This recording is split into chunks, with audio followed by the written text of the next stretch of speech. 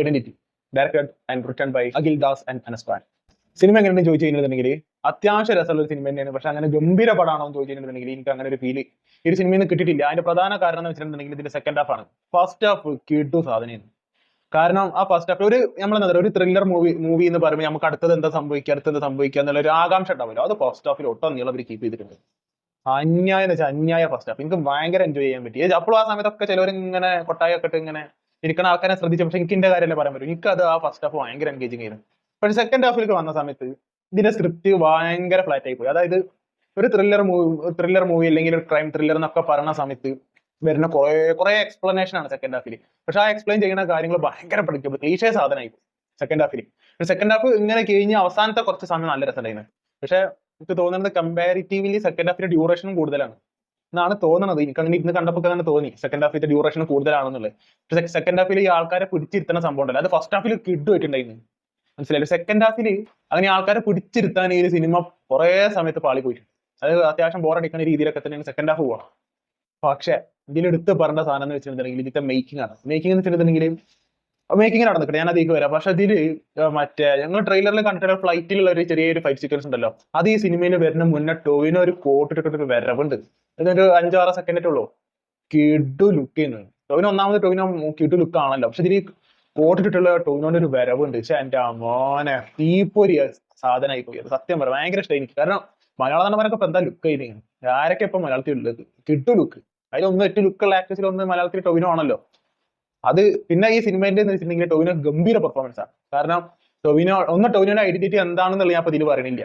മനസ്സിലായി. ടോവിനോ ശരിക്കും ആരാണെന്നുള്ള ഞാൻ ഇതിൽ പറഞ്ഞില്ല, സ്പോയിലർ ആവും. പക്ഷെ ടോവിനോ ഇതിൽ സ്കെച്ച് ആർട്ടിസ്റ്റ് ആയിട്ട് ഇങ്ങനെ ഒരു സിനിമയിൽ ഇങ്ങനെ ഒരു സമയത്ത് പോകുന്നുണ്ട്. അപ്പൊ ആ സമയത്തുള്ള ഈ ടോവിനോന്റെ ക്യാരക്ടർ എന്താന്ന് വെച്ചിട്ടുണ്ടെങ്കിൽ അധികം ഒന്നും സംസാരമോ കാര്യങ്ങളോ ഒന്നും ഇല്ല. അതിങ്ങനെ ഒരു പഠിപ്പിസ്റ്റുകളെ പോലെ ഇങ്ങനെ നടക്കൂലേ നമ്മള്, ഇങ്ങനെ വലിയൊരു സംഭവമൊക്കെ ഇങ്ങനെ അങ്ങനത്തെ ഒരു സംഭവം. അതായത് എന്താ പറയാ, ഈ ഇങ്ങനെ ആരോടും സംസാരിക്കില്ല, ആവശ്യമുള്ളപ്പോൾ മാത്രം സംസാരിക്കുള്ളൂ, ബോ വെച്ചിട്ട് നടക്കുന്ന ആൾക്കാരുണ്ടാവില്ല.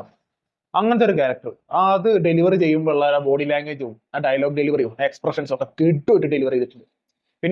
പിന്നെ കുറച്ച് സമയം മാറുമ്പോൾ നമുക്ക് മനസ്സിലാവും ഇതല്ല ശരിക്കും ഐഡന്റിറ്റി എന്താണെന്നുള്ള ഈ സിനിമ നമുക്ക് പറഞ്ഞു തരുന്ന സമയത്ത്. പിന്നെ അവിടുന്ന് സ്വിച്ച് ഓൺ ആക്കിയ പോലെ ഇതിൽ ആ ബോഡി ലാംഗ്വേജും ഡയലോഗ് ഡെലിവറി ഒക്കെ മാറും. ആ ടോവിനോ ഞാൻ പറഞ്ഞില്ല, ഇതിൽ ഈ ക്യാരക്ടർ കിഡുമായിട്ട് ചെയ്തിട്ടുണ്ട്. തൃഷ കിഡുമായിട്ട് ചെയ്തിട്ടുണ്ട്. തൃഷ എന്നാൽ അഭിനയക്കാരണ ഒരാളാണല്ലോ. അപ്പൊ പ്രത്യേകിച്ച് ഇതിൽ ചില ഈ പേടിച്ചിട്ട് ഇങ്ങനെ ശ്വാസം കിട്ടാത്ത ഒരു സംഭവമൊക്കെ വരുന്ന സമയത്തൊക്കെ തൃഷന്റെ എക്സ്പ്രഷൻസ് ഒക്കെ കിട്ടുമായിരുന്നു. തൃഷക്ക് ചെയ്യാനുള്ളത് വെറുതെ തൃഷനെ കൊണ്ടുവന്ന് ഇവിടെ ഇങ്ങനെ പൂച്ചല്ല ഒക്കെ ചെയ്യാനുള്ളതുണ്ട്. തൃഷ നല്ലപോലെ ചെയ്തിട്ടുണ്ട്. പിന്നെ ഷമ്മി തിലകൻ ഉണ്ട്. ഷമ്മി തിലകൻ നൈസായിട്ട് ചെയ്തിട്ടുണ്ട്. പിന്നെ ഇതും ഉണ്ട് മറ്റേ നമ്മൾ അജോർഗീസ് ഉണ്ട്. അജോർഗീസിന് കുറെ സ്ക്രീൻ ടൈം ഒന്നുമില്ല. ഉള്ള സ്ക്രീൻ ടൈമിൽ വലുതായിട്ട് ചെയ്യാനൊന്നുമില്ല. അങ്ങനത്തെ ഒരു ക്യാരക്ടർ, പോലീസ് ഓഫീസർ ആയിട്ടുള്ള ഒരു ക്യാരക്ടറാണ്. പിന്നെ വില്ലന്റെ പേരെന്താണെന്നുള്ള അറിയില്ല. വില്ലന് നല്ല നൈസായിട്ട് ക്യാരക്ടർ ചെയ്തിട്ടുണ്ട്. പക്ഷെ ഇതിന്റെ പ്രശ്നം എന്താണെന്ന് വെച്ചിട്ടുണ്ടെങ്കിൽ സെക്കൻഡ് ഹാഫ് ആണ്.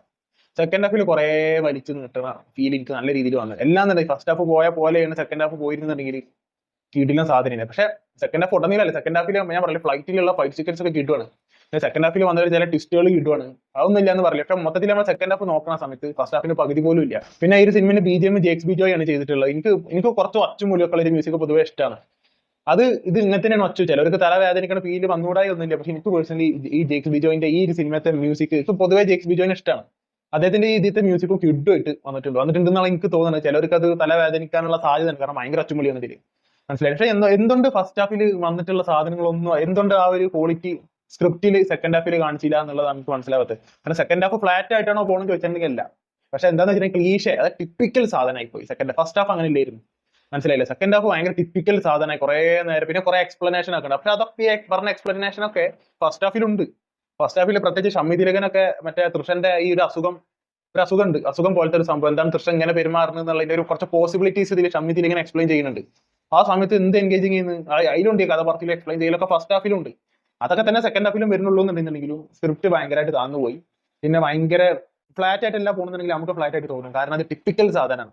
ഭയങ്കര ഇങ്ങനത്തെ ഒരു ജോണറിൽ വരുന്ന സമയത്ത് ഒരു ടിപ്പിക്കൽ സാധനമായിട്ട് ഫീൽ ചെയ്യണം പോലത്തെ ഒരു ഫീലിംഗ് ഇത് സെക്കൻഡ് ഹാഫിൽ വന്നു. അപ്പൊ മൊത്തത്തിൽ ഒരു എബവ് എവറേജ് മൂവി ആണെന്നുള്ളതിന് ഒരു സംശയമില്ല. തിയേറ്ററിൽ ഒരു പ്രാവശ്യം കണ്ടു നോക്കാനുള്ള സിനിമയുണ്ട്.